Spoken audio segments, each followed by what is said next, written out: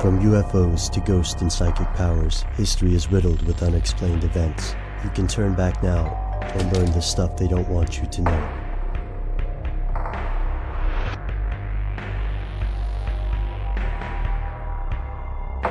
Here are the facts. During 2010, the United States consumed 6.99 billion barrels of oil. Over the course of 2011, the Energy Information Administration estimates the average U.S. household will spend about $3,235 on gasoline. The three largest publicly traded oil companies cleared $58.3 billion in profits in 2010.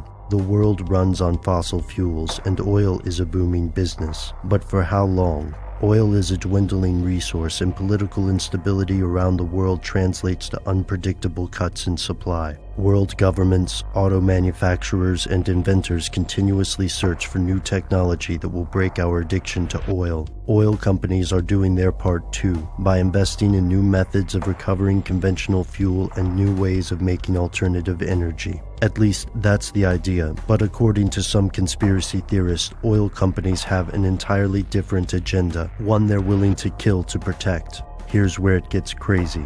Tom Ogle claimed he was only 19 when he began making radical improvements in the conventional combustion engine, the vapor fuel system. This system did away with the car's carburetor system entirely, instead using water to vaporize fuel and, he claimed, drastically increase the amount of energy derived from gas, resulting in fuel efficiency of up to 100 miles per gallon. The newspapers of the time flocked to hear his story, and in 1978 he famously took a car full of scientists on a ride from El Paso to Las Cruces with 2 gallons of gas in the tank of his souped-up 1970 Ford Galaxy. They returned with gas still in the tank. In interviews, Tom Ogle appeared confident and self-assured. He patented his invention and had the vehicle investigated twice by experts Frank Haynes Jr. and Richard Hearn. But things started to go wrong, and very quickly. The first hint came when the patent office notified Tom that a very similar patent to his device already existed.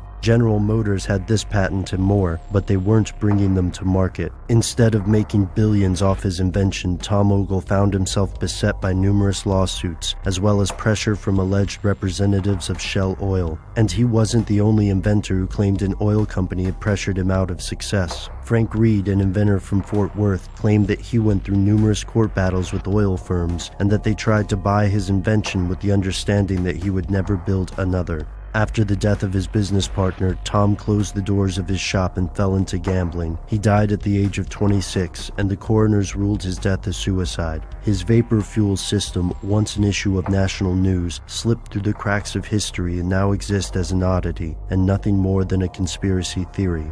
According to skeptics, that's where it should remain. Today, mainstream science largely dismisses the claims Ogle and his supporters made. The second law of thermodynamics makes Ogle's claims highly unlikely, and there's another elephant in the room. If the system really works and the patent is public, then why aren't more people building their own? In the 2008 documentary Gas Hole, a retired mechanic named Ernie Pierce recalls how he built a similar device and was intimidated by thugs he claims were from the oil companies. He abandoned the project.